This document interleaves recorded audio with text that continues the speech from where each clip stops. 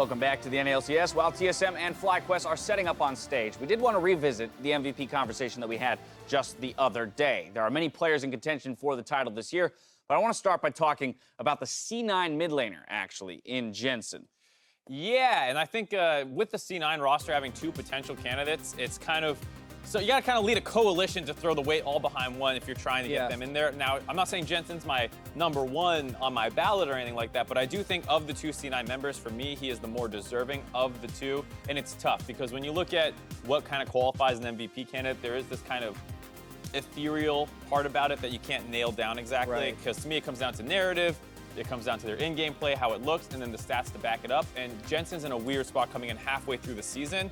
And he did have some of the losses, but he was, to me, it feels like the biggest part of that turnaround once they got Blabber in there with him. All the jungle mid synergy stuff made sense. The mid to late game came together as well. Their comps were suddenly substantially better with him in there. Yeah. And so I think Jensen was the biggest catalyst to the team in getting from last place to second. So there is a lot of stuff that goes into MVP. Yesterday, we went over who the MVP candidates were. Today, even though I haven't officially filled out my ballot because I don't get it until Tuesday, I kind of more want to make arguments for who I think should and should not get MVP. And even though there is no official definition of valuable, to me, if you're playing 10 of the 18 games, you don't get the award.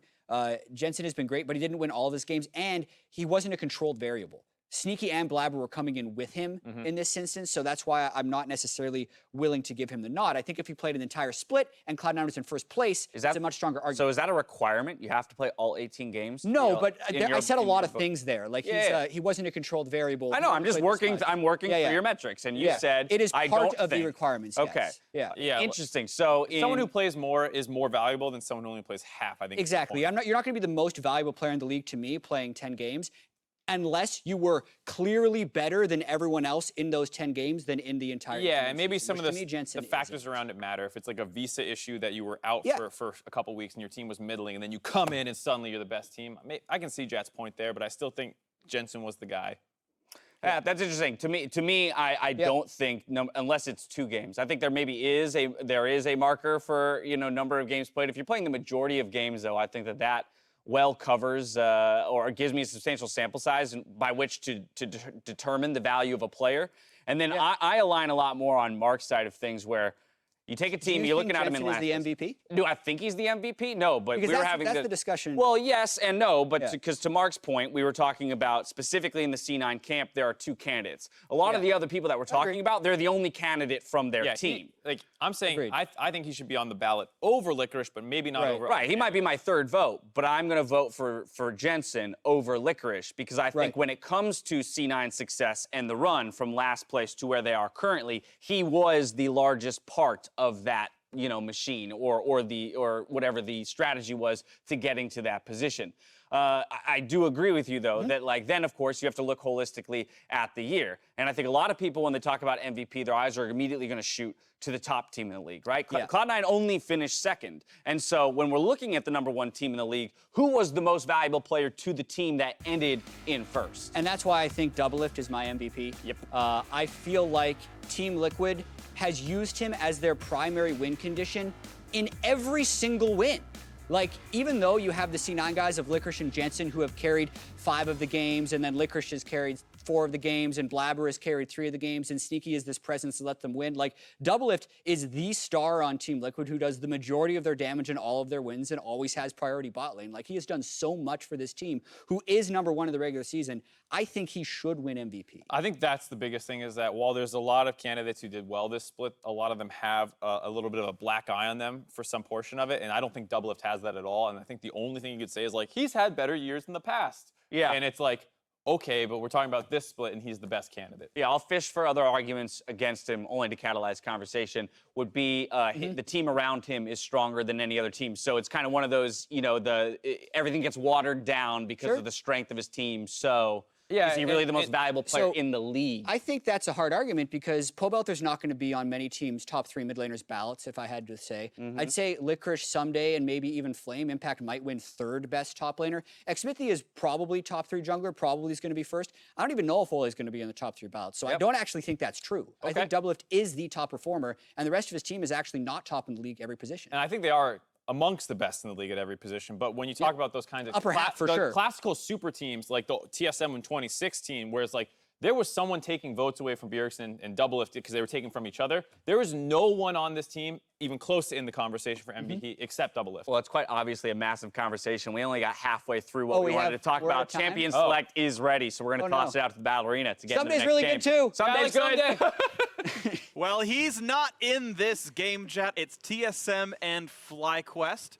It is, of course, the losers match here, the battle for 5th and 6th seed. They've already given up the chance of side selection, but considering that both these teams have already lost a game today, they maybe want to dodge a stronger opponent in quarterfinals. Again, FlyQuest must win their quarterfinal match to have a chance at going to Worlds. Obviously, you can go to Worlds by winning the NALCS, or you can make it to the regional qualifier, but they will not get more points than Clutch without a win, making it to semis. So a fight for seeding for an easier opponent in quarters is the FlyQuest way towards the postseason. Incredibly important for both teams here. And to recap the earlier stage of the day, TSM, they tried to go split push. They drafted a bunch of global champions, Rise, Tahm Kench, Nocturne. They were unable to even get an early lead with those to try and play the pressure game. Meanwhile, FlyQuest, they did get an early lead. They had Fizz, they had Rumble, they had Varus.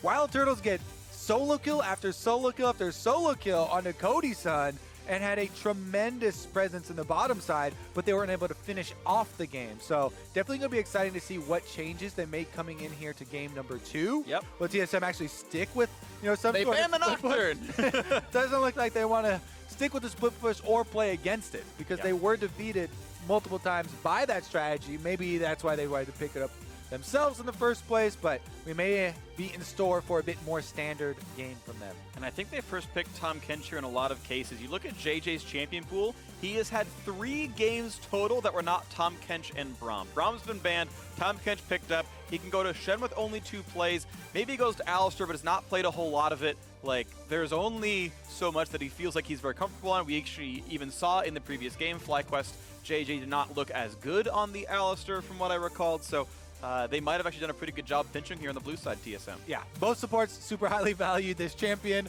so definitely a no-brainer first pick right there for TSM. Once again, getting the Tahm Kench. Meanwhile, Flame locking in the blind pick Gangplank this time around.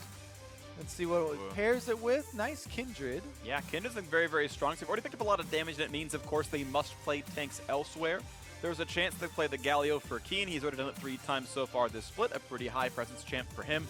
We know JJ's going to go to like an Alistar or a Shen or something later on. He's pretty much a tank-only player. And I'll wait to see though what TSM wants to get alongside that. Gragas is the very frequent answer to Kindred. But no, goes for the higher priority overall champion in the Trundle. And Trundle has been super successful. Very good early Scuttle Crab control. We'll see if he can make that happen. Versus the Kindred, it's so important. Gangplank and Kindred both scale really well. As far as the damage output possible from the FlyQuest lineup that they can see is already facing them. And again, another Rise here for TSM. Yeah. They have Tahm Kench, they have Rise, so they still do have a lot of these mobility options for themselves. It's funny that Rise and TSM have a pretty bad history together, though. We'll see if Bjergsen can pull it out when they need it. Move up the playoff standings here. And Bjergsen's been interesting in that he's actually played a lot of different champions. 12 unique mid laners this split, which is higher than almost everyone else in the role. A lot of one-ofs, obviously, because you're only playing 18 now, 19 now, 20 games. But yeah, back on his 3rd Rise of the split here. The Jhin locked in for Wild Turtle. He's going to be nice and far away. I'm curious, though, if Jhin can actually push through a front line like Tahm Kench Trundle. Of course, you got a Kindred and a Gangplank on his side to make sure that all works out, but still waiting to see what the FlyQuest tanks are going to be and what else is going to round out this composition. Yeah, a lot of attack damage threat here. All physical damage so far from FlyQuest, so it's going to be up to Keen to balance that out. As you mentioned, JJ primarily tank bottom lane, or tank supports, which should very well be the case here. They need some sort of crowd control to work with at the very least, if not some extra health. Yeah, Zoe off, Ashe, Ezreal away, hoping to pinch down Sven's champion pool. Most of the utility champions are gone. No Varus as Ashe and no Jhin. He's going to play them a little bit closer up, a little bit less safe. And I wonder if FlyQuest can punish the bottom lane like they did in their previous game, even though they did not convert. One more ban towards Keen. TSM has 3 seconds to go. No, it's the Alistar off of JJ, so he's down to Shen. if he's playing commonly played tanks. Yeah, Shen into Tahm Kench too. Feel a little Oh. bit scared. Oh. Yeah, that's definitely a possibility. And Pyke as well, but again, so much attack damage. This would be 4 AD threats for Yeah. FlyQuest, so armor is going to have very high value for TSM because, of course, JJ is also going to be looking for those executes. A couple of cloth armors is going to go a Sure. long way. It absolutely will. It's going to be a really big deal. One thing I do like, though, is Pyke has a soft counter interaction against Tahm Kench. If his health bar is low enough, shields don't matter. The ult will execute, so it's going to require early shielding from Mithy without getting killed off. Sven's going to go over to Kai'Sa, though, and interestingly enough, it's more magic damage. Yeah. Not that TSM needed it as much. Team And Magic versus Team Yeah. Physical. Basically, and of course, they've already got Ryze, and they lock in LeBlanc, so Ryze top lane is going to counterpick Gangplank, and as Kai'Sa comes through, Sven's probably going to still feel happy. Yeah, of course everybody starts the Storm Razor on Kai'Sa now, so Yeah. is going to be that decent physical threat, plus Trundle will keep you honest, but interesting trends here. What is it going to be for Keen to try and balance this one out for FlyQuest? Or will they just go Yeah. straight to... What I expected with the Galio in Yeah, there. so again, we talked about they need some sort of at least crowd control, if not extra health, to work around with all this damage that they're packing.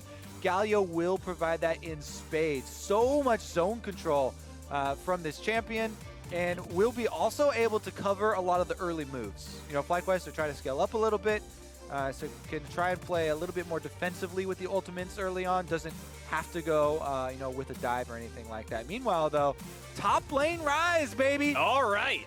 That is exciting. Add a new champion to the pool for Hanser here. We'll see how it goes. Of course, you can auto-attack the barrels. That can often feel pretty good. Of course, yes, you can eat orange to get out of Rune Prison, but Gangplank versus Trundle can be hard as well. This will be an exciting one to watch for. TSM battling for the 5th seed. FlyQuest the same. Waiting for the loser of the next match up to see who your opponent's going to be if you win this one. And as the coaches shake hands, they may never meet again this year. But they're not going to be quarterfinal opponents, we know that. And maybe they meet in regionals, maybe they meet in semis or the finals, something else. It wouldn't be semis, but you know what I mean. The lineup's on your screen, and the battle is going to be fun. A Galio, the only true tank on the FlyQuest side. TSM get Bjergsen back onto an assassin. His LeBlanc is in. And a top lane Ryze alongside it. Going to be pretty fun to look at here. Let's see what these two squads have in store for us. I do enjoy that TSM are bringing us new stuff here today. They went for heavy split push. It looks so good. Now bringing out top lane Ryze. That looks fun. We go into the game. Well, Ryze into Gangplank definitely is fun for the Ryze player. Definitely a very good matchup here for Hanser. And I expect to see Grig and or Bjergsen roaming up there early. You push out the wave, maybe you get a mid lane roam up there, but also some jungle control to try and punish this Gangplank. Really, really deny him early on, maybe dive him, and look to play that sort of game. Meanwhile, the bottom side, Sven and Mithy probably just want to get their CS and build up their items. All right, and they're just going to sit there, look at each other sternly. And that's all they're doing so far. JJ sitting in a brush that pretty much every red side support ever sits in at the start of a game. No sweepers either for the early game here. That's true. Aren't going to have any of the ward kills early on, trying to imbalance the experience rates for anyone. Might be a delayed move on the top side, though, as Santorin and Flame might catch Hanser in the pit. Nobody saw each other. They didn't even see him go in. So not going to get anything out there. Yeah. He probably could have run away to the right, but that still could have been a little bit scary based on what could have happened there. So the Stern looks end. An aggressive ward, I believe, saw Santorin walk towards his own red buff, so that part of it's known. FlyQuest will walk to lane early and receive a lane that has TSM leashing at this side of the map. All right. Opposite red buff starts, but Grig will have a much quicker route here. Nobody helping Santorin. All by himself on that Kindred. They do have wards on both Scuttle Crabs, though, so you don't, you know, give up both Scuttle Crabs to the Trundle. As we said, that early control is going to be pretty big. Bottom side, though, JJ actually takes a little bit of harass in the brush. Doesn't do too much to the ward. Quick 112 damage on his Sven, but it's Doran Shield Kai'Sa. He'll sustain that back up without much of an issue. Level 2 will be first. A nice little bit of a stun there as they get some trades towards Mithy. Yep, lands the skewer. Meanwhile, it is a top lane spawn on the Kindred mark for the Scuttle Crab, and that is easy for Grig to move over to as he started red buff on the Trundle. Happy to take that one off of the map. Santorin on Kindred does switch over to blue. He went red Raptors. He's going to need to get his mana regeneration going because he started with the machete, of course.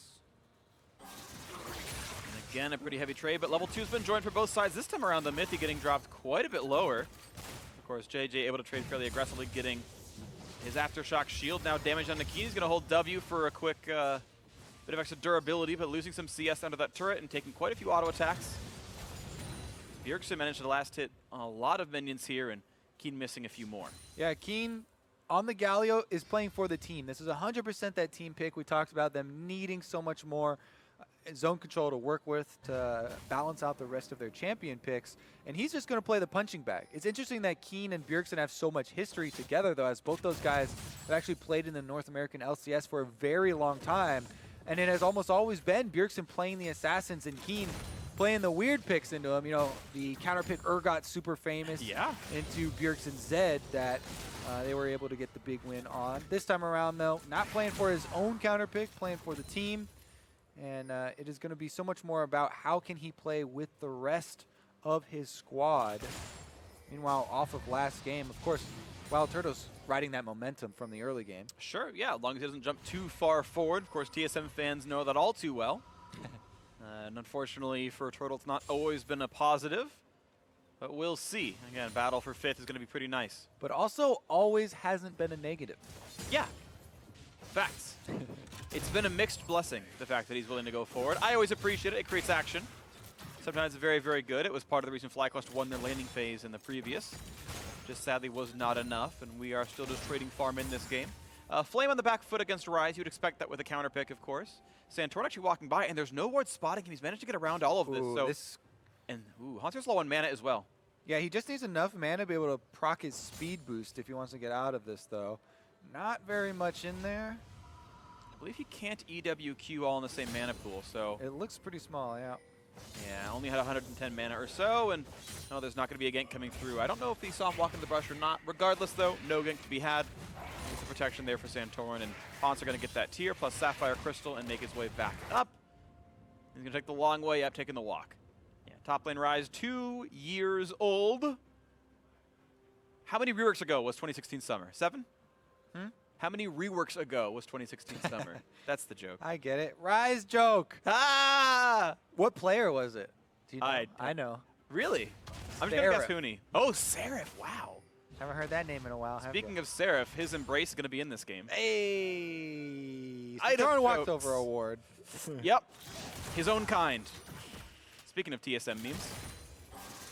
And here we go. Almost gets Mithy, but he walks back away from that one as the grenade bounces around. And now it's time for the trade. Nice shot there. And now Santorin, yeah, he's fine. He pressed W. He's got the cooldown back. Yeah, you can't fight the Trundle in the river there with both solo lanes for TSM having the easier rotation over. You can see Bjergsen constantly pushing in this wave, so he could roam first, and it is very scary, a level 6 LeBlanc. As a jungler, when the mid laners hit level 6, it's one of the scariest periods in your life because they get access to a huge amount of burst, usually, with the champion profiles that we see there, and you definitely don't want to have a mismatched little skirmish in the river early on. Easily able to jump out, though. Well, speaking of mismatches, though, look at this gold difference. 1,000 almost in just the laning phase. You're seeing +9 in the top side, +9 in the jungle, 13 in mid. It's only the bot lane holding equal. And that's actually a pretty big deal. TSM kind of able to play that slow grind where you just never do anything against them. They're up a bunch of gold, and then team fights start, and it still goes well. Now, TSM maybe a bit less of a team fight composition. Again, there's a Galio against them, and they're running a LeBlanc, but I trust them to play a pretty heavy split push game. Bjergsen's on the Ignite. He's ready to go. Yeah, and you have to be careful about how long you let the slow grind, continue. Because, of course, FlyQuest do have a lot of options if you let the game go super late. But as of right now, happy to get those farm leads. And see if we have any sort of transition here. Because the river on top side, heavily warded by TSM. They've got a lot of vision protecting Hauntzer on the top side now in this matchup to try and make use of this Ryze, pushing on Flame, trying to harass him under turret. And quickly clears out those minions. Grig's bottom though, and he's showing. 3 versus 2. Right as FlyQuest goes forward, they're going to find a stun, but a flash out from Turtle to get away from the pillar. Takes even more damage out of the Kai'Sa.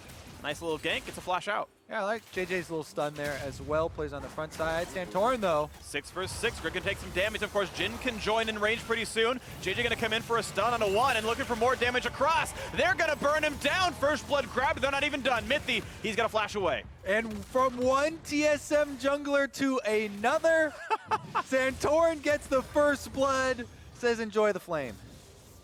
He's up in the top lane right now. We'll see him later in this, but oof, Keen.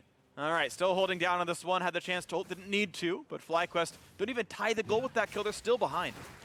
Opening up the map here, though, Kindred Mark spawned on the Raptors for Santorin, so in addition to his kill onto Grig, he also gets an extra mark afterwards, and that is going to be very, very good. One more for himself to get to the extra range. Sven does stop the back of JJ. Good guy, JJ.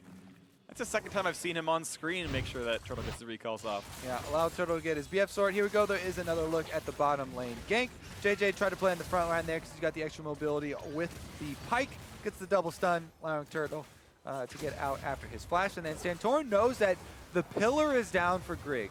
And that's basically all Trundle has in this matchup. If you don't have the pillar, there is zero threat. Plus, JJ's the first one up the river, so they absolutely pinch him and take advantage of the routing kind of carelessly after your gank afterwards. You know, you show yourself bottom lane, sure, and they make the predictable route right up the middle. Santorin, really nice presence of mind there to jump on him and force the play, getting this first blood money for FlyQuest. Funnily enough, as you mentioned, with all the CS difference, FlyQuest, even with the first blood, still down in gold. Yeah, it's quite a lot to differentiate right here. So 300 gold apart. Bjergsen up 30 CS. Blue buff feels good. Insane lead here in the mid lane for Bjergsen after pulling the Swapperoo, their early Ryze pick, given up to Hauntzer, and allowing Bjergsen to get this assassin instead. And see what they do with it, because he's got a lot of CS to go purchase with. But then you really do need to roam around and start getting those kills with LeBlanc, because you don't want it to get to late in the game. Again, if you're facing a late game farmed Gangplank, Kindred, and a Galio protecting all these guys, it becomes difficult to do the 5-on-5. He'd much rather just get one item LeBlanc, start killing anybody he finds in rotation. And again, damage coming out for Bjergsen, though. Keen just having to grin and bear it and pick for the lane. Not for the lane, but for the team composition, and just getting pushed around that top lane matchup. Plus 16 as well on the TSM side. And now again, oh! What a flash for Bjergsen to secure the kill on the Keen. He's going to flash away, but ignite. And the ult from Trundle will secure the kill. Grig's able to get that blue buff for himself, so now he's matching with Bjergsen as they push in on the turret. But once again, the whole play there was the flash from Bjergsen. He sees the Justice Punch coming out, wants to end it early, so flashes right onto Keen, allowing them the extra distance here to finish it off. Let's take another look, because Keen comes up. Grig was recalling too. They had almost given up on this play, but he gets the chain. He flashes in. You know, as soon as you get champion model interaction there with Galio, it will stop the Justice Punch. It'll get the knockup, and that is enough to finish him off. Keen also flashed afterwards, thinking that he could live even with the burn on him. So he's going to be down the flash in the mid lane in addition to all this money, and the kills starting to come through. And it's going to be a quick pickup, though, at least on this Drake. So something to going back towards FlyQuest's way. They are still down about 700 gold, but a Mountain Drake might turn that around at some point in the future. Santorin's first item's completed, but Grig has more. First blood will do that for you, obviously. Bot lane still pretty close to equal. Small lead for Turtle. And again, Bjergsen looking to put the screws to Keen. Able to trade back at least a little bit, but as Aftershock times out, another pillar slows him up. This time, though, he's out of range. Yeah, no extra damage given this time around. Meanwhile, actually, look at the mini-map, because JJ just went over the wall to get behind Mithy and Sven. They scouted him out and saw on a ward now, though, and it won't be any big plays coming through. You can tell, though, Turtle and JJ, with the success early on in the lane phase last game, they are still looking to play aggressively. They have a lot of CC at their disposal and trying to get some sort of pick here on the TSM bottom lane that has not had a good run of it. And right now, Turtle's very low on mana, so going for a fight here on the FlyQuest side might not do too much. And in fact, Bjergsen's even walking down, but he's walking by across the ward, so they know there's no fight to be had. He's going to turn back around, no threat here. We'll see the recalls probably come before too terribly long as they scale up. It's been a while since either bot laner has bought anything. Again, looking at top, and it's a solid 26. This is this slow burn kind of still working well, and I know you have to caution against being too passive. But for the most part, TSM have been the better team in this game.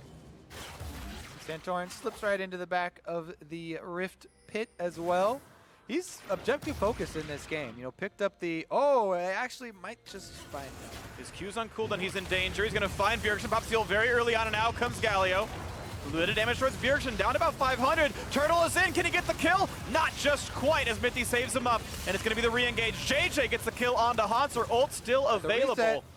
Turtle is out, but here comes the push with Sven. Gets over the wall, he's going to stay safe. 1-0 FlyQuest, but the fight is not done. Flame's got to be a bit careful, as Grig's going to be found out for a stun, but also saved by Mithy.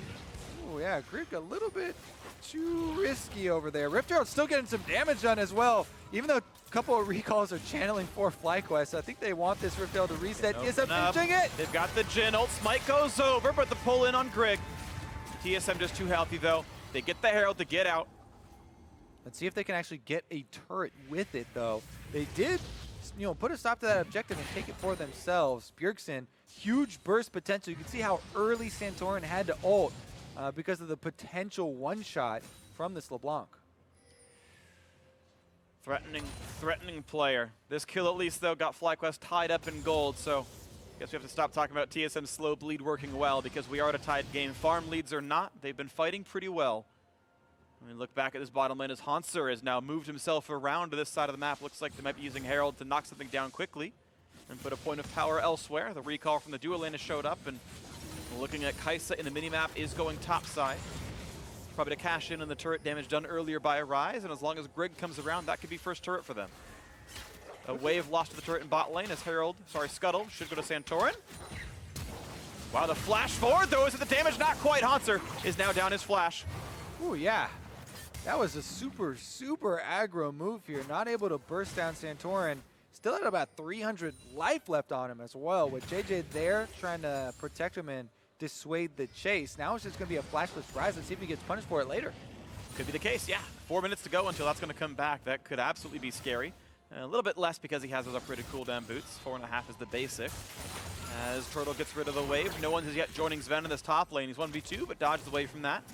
Where is Grig? He's got the Herald. And that first turret gold just waiting to be grabbed at some point on the map. Mid lane down about 15%, but top lane at half would die to almost just the charge. Mithy heading up, Grig heading up, and with the ult, this might just be the heavy play right here. Bit of wave, not going to mean much. Bjergsen comes in, almost kills off Turtle. This could be enough, and it is! A great pickup as the bot laner's dead. And Bjergsen plays the champion to perfection there. Just pops out with the LeBlanc. He's already got the Luden's Echo, so it's pretty easy. Burst down the AD carry. They pop the Rift Herald afterwards, so bonus objective. And now they want to keep it pushing, actually. Moving up here, Sven and Mithy will abort mission. Leave old Rifty to die. But solo first turret gold went to Sven. 600 or so gold. Richard's going to feel great as he gets to keep spiking up. Stormraze is already done for Turtle. At least that item's matched, but Sven going to start getting and pulling ahead. 700 gold individually is his lead. TSM up 1,500. Surprise, we said Bjergsen just wants to get the one item and then roam around killing people. Boom, there you go. Free ticket from Mithy on the Tahm Kench as well. Right into his face. Finishes it off with JJ standing there. Nothing he can do about it. And that earned them the first turret bonus gold. Now let's see if they can actually get this split push active, because this is what they wanted in the setup earlier today. This time around, they've actually got the territory to work with. Sven actually goes 1v1. Goes for the play. A lot of damage on Turtle. Just shuts him down. Easily actually able to pick that one up. Makes it look effortless. Now on the bottom side, though, FlyQuest want to answer 2v1 diving Hauntzer. But it's going to be 2v2. Mithy's pretty close, and Rise just gets him right back out. No hearts easy to stop it. Santorin's got to run. He took a turret shot. 200 health on him. Flames only at 400, getting slowed again. Auto into W. Waiting for the oranges. Grabs them. And here comes a spit out. Galio showing as well. Flame will stay alive. Santorin the same. A knockup of Mithy, but will the re-engage come in time? Can't quite find the knockup of Bjergsen cutting away. Looking for the next shot to come through. Santorin very, very low. A flash in, and the ult for JJ picks up one. Looks for another on to Bjergsen. He's got to be careful though. Plenty of damage comes out for Hauntzer as well. Lycos get that kill. And actually, they don't even have Sven pushing onto the turret. He stops at that wave, triggers the recall here. So FlyQuest happy to actually collapse. They did use a little bit of extra resources, but those are well used around this dragon. Greg doesn't want to give it to him. Greg has Smite, Greg has Flash, and he has the chance at fighting as the health bars are low on FlyQuest. Bjergsen coming around, that will be a disengage, and it's going to be a reset. Drake partially. 4,000 health, Greg and Bjergsen getting to fight it. No one's going to stop them. All and right. TSM will get this Cloud Drake. And they're handed the leash here. Thank you very much. Cloud Drake picked up a little bit of extra move speed. So much of this is going to be about where is Bjergsen and who he's going to take off. But Sven said, hey, I can solo kill people too. I mean, Turtle burned all his cooldowns and his 4th shot. There is literally no fighting back to be had. And look at the mini-map. All those control wards surrounding the top lane. Sven just kind of walked up there. Here we go, though. Once again, bottom side. This is how it happened with the overextension from Flame and Santorin. It's turned around very quickly. They get a Galio ultimate in. Kindred pops the ultimate here for Santorin to delay time for Keen actually to arrive. He flashes in for the taunt onto Bjergsen to protect his members. Ooh, and Hauntzer got close to killing off Flame. That's where the replay stopped here. But Hauntzer out of mana right now, has to respect some of this. And backs out, but yeah, Flame without health maybe even worse. Santorin actually waiting in the wings. Will they find themselves the play? Looking for a barrel. He baits him off. That gets a slow. Now the Romor coming across. They don't quite have the burst, and yet again, Hauntzer gets away. They don't have any CC here to interrupt Hauntzer. Still gets out with the Realm Web. No mana left. Just pops the Seraph. That is enough to make him live. And we'll see. Greek is actually just going to be able to take the minions at the turret then, allow Sven and Mithy on the top side to continue to push in, farm up. He's almost done with the Rage Blade. Pretty soon here. Level 11 as well for Kai'Sa. So Sven farming up quite nicely. Now looking at Santorin as Hauntzer showing it as well, but a teleport's coming through, so now Flame might cut this off. Ult's in, another teleport joining. Big burst towards Santorin, has a flash away. Griggs on the chase, lands the Q. Couple more shots, and they're going to get that kill as that one falls in a second. 2-0 TSM. This time it's TSM with 5 members on the bottom side. They use Tahm Kench ultimate to chase as well. Grig Pillar soon. finds him. Perfectly placed, and of course Keen can't traverse terrain with that E. He's got to keep walking, but he's picked up by Mithy, spits him back out in the brush. Where can he even go? Finds some damage. He's close on Greg, actually. That's a very low health bar, but it's not going to be enough damage. Fenn gets the snipe. And they hand it over to the Kai'Sa as well. That's definitely going to be Rage Blade completed now. Working on the turret. Teleport goes in mid lane to try and stop the LeBlanc, but TSM starting to run away with this game. They really are. A 3,000 gold lead solidly with power spikes coming through. Scuttle picked up as well. Baron's on the map if they need it. TSM in the driver's seat here, but could be re-engaged towards Bjergsen. Rooted up, knocked around. He's trying to jump away. The ult's not going to land, so how about Jhin? He hit the clone! The clone block from Bjergsen! Oof. Able to take the bullet. Really, really great reactions there.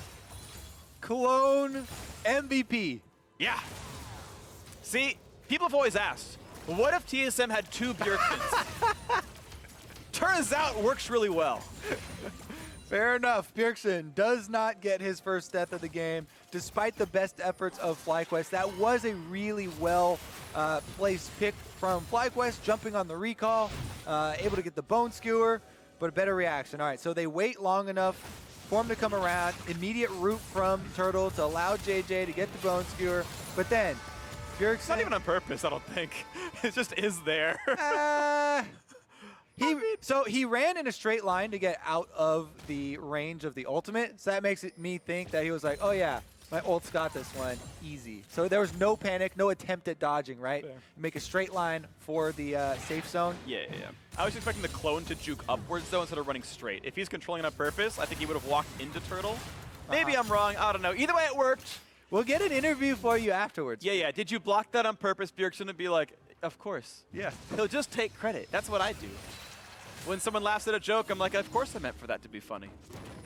Meanwhile, Flame means to get Hauntzer out of his lane, lands a barrel chain, and walks back out. As well, a lot of control wards starting to go down for TSM. They know with this lead, If FlyQuest comes to face check around Baron, then they'll be in big trouble. So they start to move into the red quadrant here and make that a reality. All right, ward control. TSM side getting rid of all these, keeping their own control wards up. That one heals back. Sven's going to take Krugs out.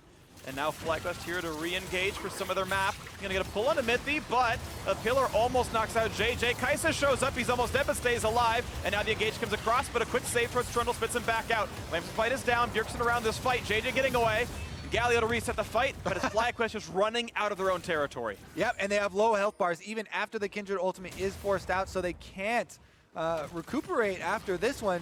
Bjergsen goes back to mid lane to push Mo. Sven actually taking down Keen. Big pillar on a Keen, down to 500 health. They can almost get the damage. He's got to flash away. And again, FlyQuest pushed out of their jungle. Yep, and pushed off the map. That gives TSM free reign over the turrets. They're going to get bottom side. They're going to push on top side. Even mid lane is going to take some damage while they're at it. And that's turret going down 3-0 in turrets. A 5,000 gold lead. It's going to be 4 pretty soon as mid lane's under fire. Look at the damage on Turtle. He'll survive through the ignite. Yeah, good dodge there with the extra speed and just barely enough to live. 55 or so. I was right. He's fine. But no teleport available. Thanks. Kobe patted me in the back, said, good job. You know how much damage ignite deals. I've been hit with enough LeBlancs to know. But Greg taking Scuttle control constantly. This Baron is under TSM's control for the most part. FlyQuest have to find some way back in, or they're going to fall to 6th place. Yeah, and that means they'll probably have a pretty difficult matchup here as the winner's tiebreaker will come up next. Yep. Again, though, still have a chance. Possibility of making a big team play. They have Gangplank, Trinity Force, Spirit Visage completed. So again, magic resist heavy Gangplank. We've seen this so often against this team. Once again, it makes sense though with the solo lane APs.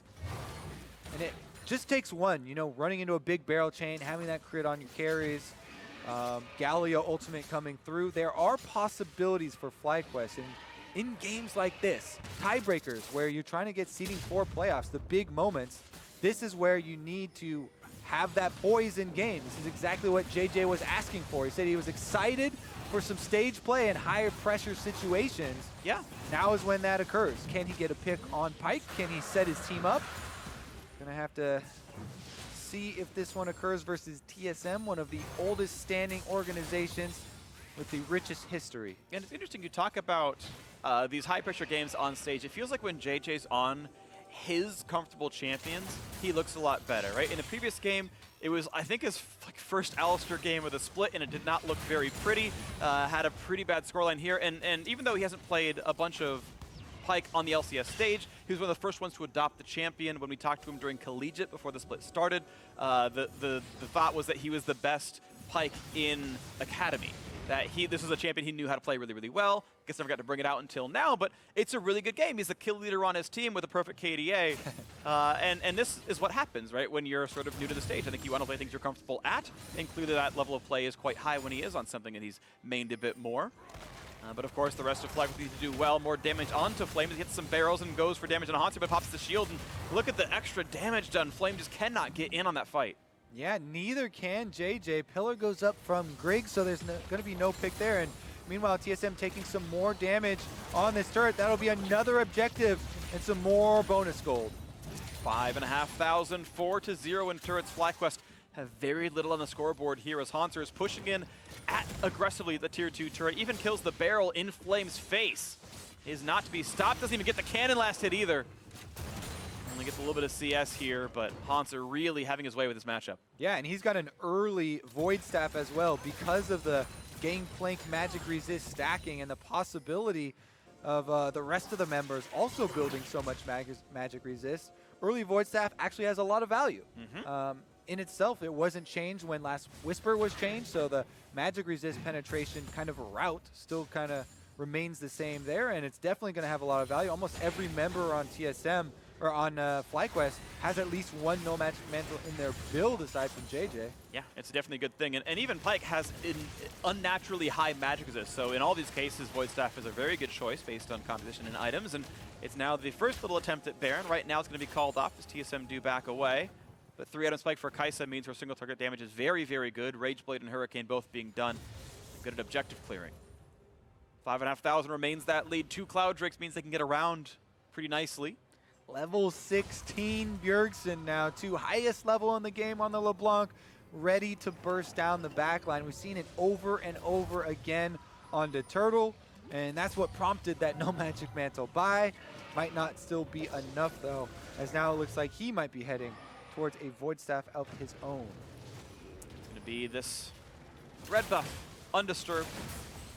Turtle will grab something else for himself, and FlyQuest able to not lose too much on this map. JJ's looking. And he's going to find some damage on his Ven. Lands the first Q, but not the stun. No, he flashes the credit. He's going to find that. The ulti not quite going to land. Is done. Flashes away. Can he get away? No, he cannot. The shot to the top. Good hit for Wild Turtle. And they find one. We asked the question, will JJ find a pick to try and get his team back into it? He does on the top side. This guy is looking for more in the river, clearing out the vision with Santorin around Baron.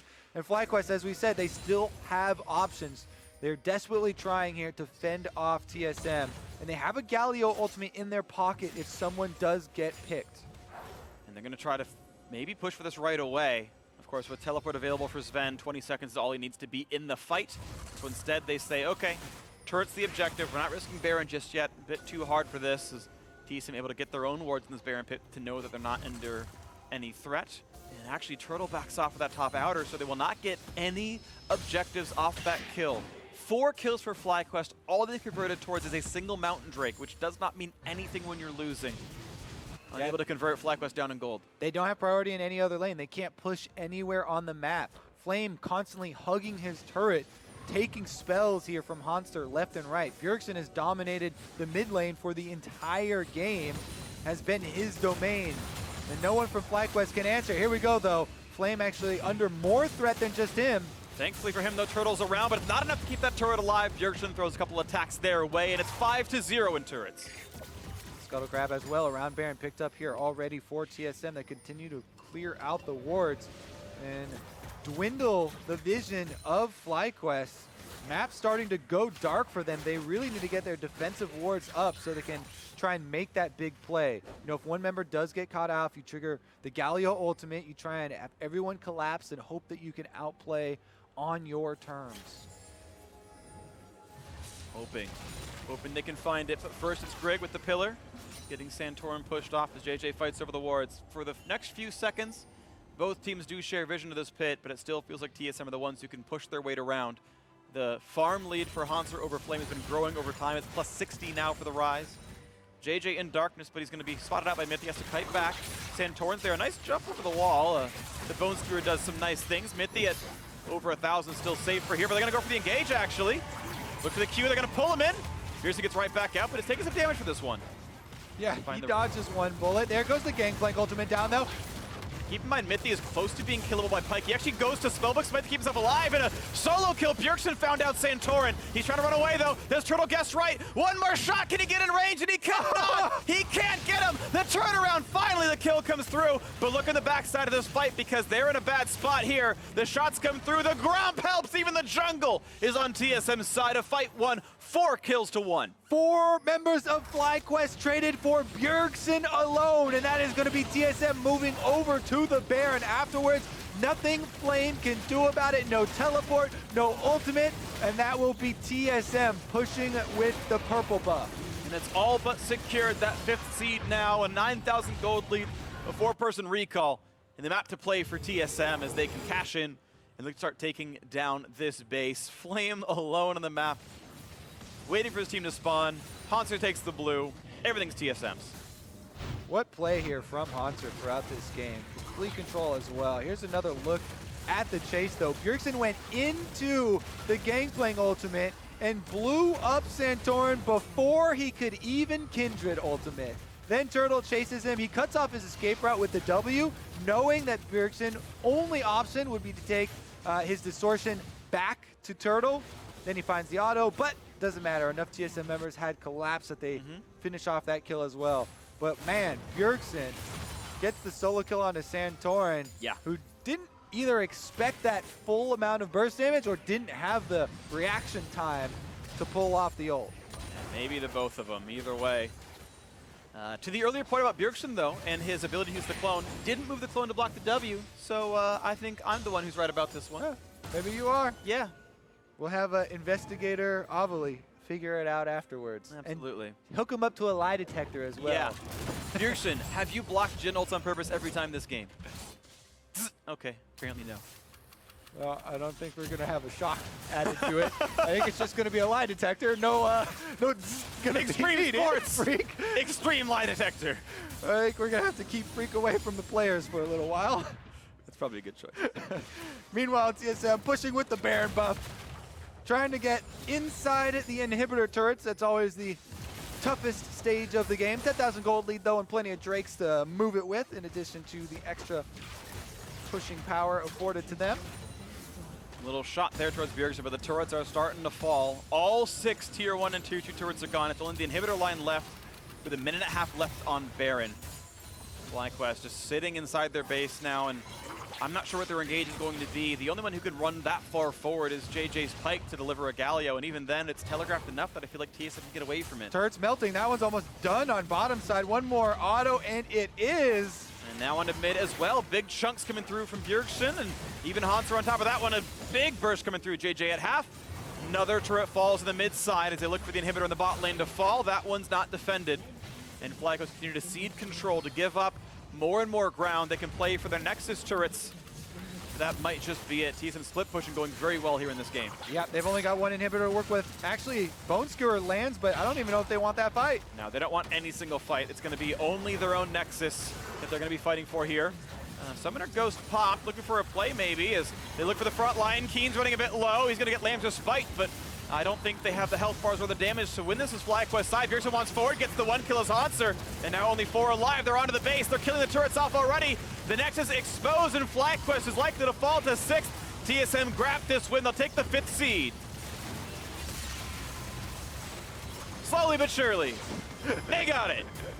Couple extra kills there, tacked on the end, and the Nexus does explode. I was trying to practice succinct endgame calls today. Kobe can attest to that one. And TSM stopped killing it. We just had that awkward pause of eventually it'll die.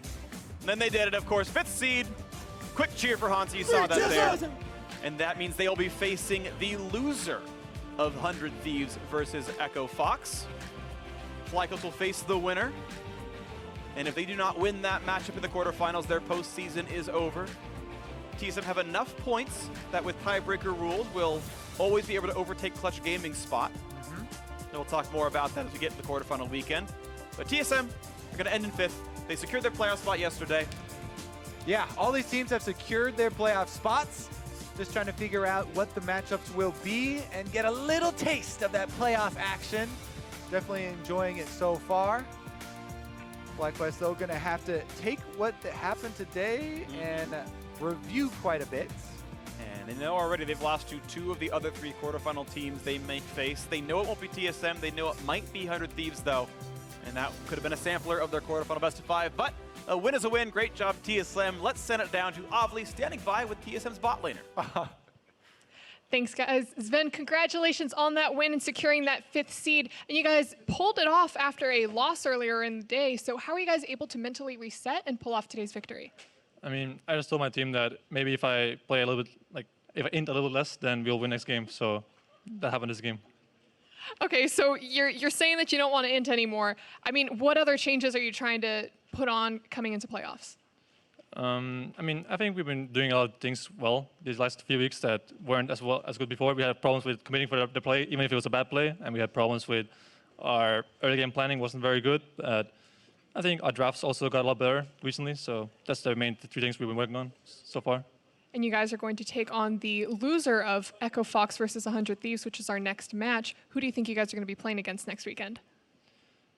To be honest, I don't really care. Like, I think that the 4 from 3 to 6 place are like really close in terms of like how good they are. So I don't think it matters who we play against. I think we're all equally skilled. So I don't really care or mind who we play against. But I think it looked like Fox was playing better than Wanties was playing, even though Wanties won the game. Well, Sven, thank you and congratulations again. And for more on the game, let's hear from the analyst desk. Thank you very much, Avli. The 5th and 6th seeds are decided. TSM snagging number 5, FlyQuest falling to 6th. For TSM, I think this was a very solid rebound from the loss they sustained earlier today. I had asked the question, which position would you prefer to be in from a losing team? Jat, you had said TSM, and it looked like they were able to shrug off that earlier loss quite easily. Yeah, all it takes is just Sven inting less. We heard it from him, right? It's funny because I actually think that's pretty true. Like, when they do well, or excuse me, when they do poorly, it's usually because Sven has one of those uncharacteristically bad games where he got picked off a couple times. I mean, that's basically the story of the Clutch series, where he had his worst series ever, maybe, and then they're knocked out. Had a good comeback game this time around. Yeah, I also think it's a difference of having Bjerg. I mean, he's looked amazing on Assassins. The last couple weeks, man, he's looked fantastic. I'm feeling like that might be the direction TSM should be moving towards for the playoffs. I mean, which is baffling, because this is a guy he's the most MVP titles in all of North America, has always been hailed as top or second to maybe Jensen at times in the mid lane. And so often we see him forced down onto pitch with no agency. So finally returning to a style of play that lets him control the game and make plays. I think it's something I hope to see more of in the playoffs, because to the point where it's sometimes like TSM doesn't have enough playmakers. We see a 20-minute Nocturne game, no ults, top lane pressures a little bit, bot lane mostly focuses on going even. Having Bjergsen on the champion that can only play aggressive means now he has to play aggressive. And on this LeBlanc, he destroyed his lane opponent. Yeah. He absolutely destroyed Keen in the mid lane, building a massive CS lead, as well as getting an early kill with the help of Grig, yes, sort of. Mostly set up by him, though. So keep in mind, he's already up about 40 CS before this happens. Flashes in front of the E from the Galio, and then the Ignite and the Trundle ult just finish him off. Plus 34 at 10, plus 43 at 15, plus 60 after that. Oh, my goodness. There's a bit of a story with Keen's Galio as well, That getting happens blown too. up. There's a lot of bad Keen Galio games, but I think Keen played the team fights and did some stuff well with some nice flash taunts to stop Bjergsen from popping off a couple of times. But if you're doing that to offset a 40 CS deficit, you're already playing on your back foot. But that's the kind of lane phase that for so long we had come to expect from Bjergsen. I don't feel like that expectation has really existed this entire year for him. Maybe it will now going into playoffs. The other player I want to talk about, though, is Hauntzer in the top lane. We've always talked about the importance of the solo laners on TSM in establishing kind of their own leads. And in this game, we finally saw the appearance of the Rise being sent to the top lane, which has happened around the world. First time here in NA. It's something that a lot of times people just see as a power pick in the mid lane as well, but across the world, they're more willing to flex it up into the top lane, and it doesn't have that many bad matchups, a little susceptible to ganks, but if someone takes melees or tanks into it, the Rise can actually bully super hard, and that did work out a little bit for Hauntzer establishing a CS lead. It's actually 0-2 in Europe and 4-5 in Korea, so it's not a dominant pick, but I do think it's another one of those things that could favor Hauntzer. Again, whenever TSM can put themselves in situations where they can be lane dominant, Hauntzer and Bjergsen are guys who consistently have been in the top of the top lane first team and the mid lane first team. So that is how they succeed. And if there is like a prototypical TSM draft, like Sven on a hyperscaler, because Sven and Mithy do not dominate lanes. Nope.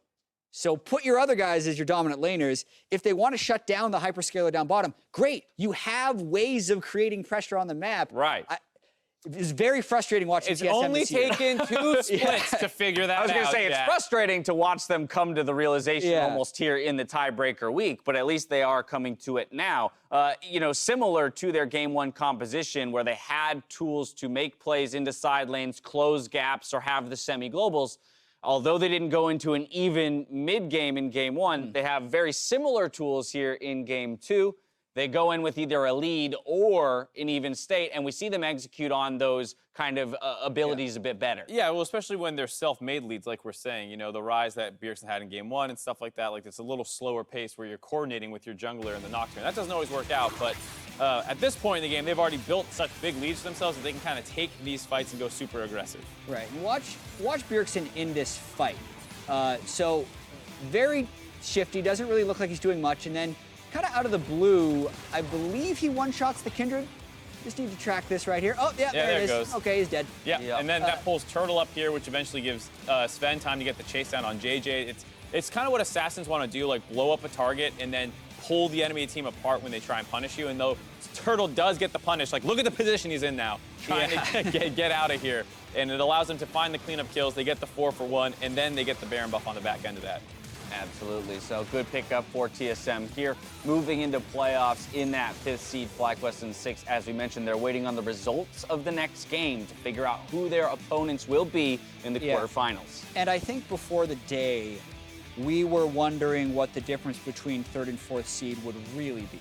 Because obviously 3 plays 6th and 4 plays 5, but if you're 3, it means you're playing Cloud9 in the semifinals if you move on, and if you're below that, it depends on dynamic seeding. Now I do feel like, as FlyQuest, the least experienced team in the playoffs, the 6th seed, didn't necessarily end the split on a tear, was 0-2 on tiebreaker game.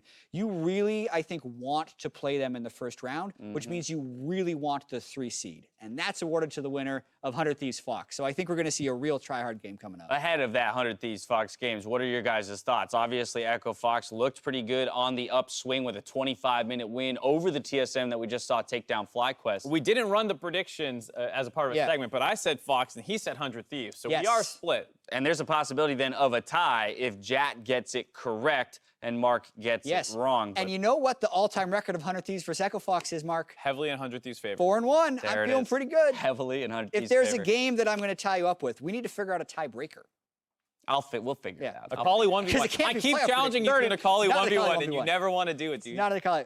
I'll race you in. It was a foot race. You know what?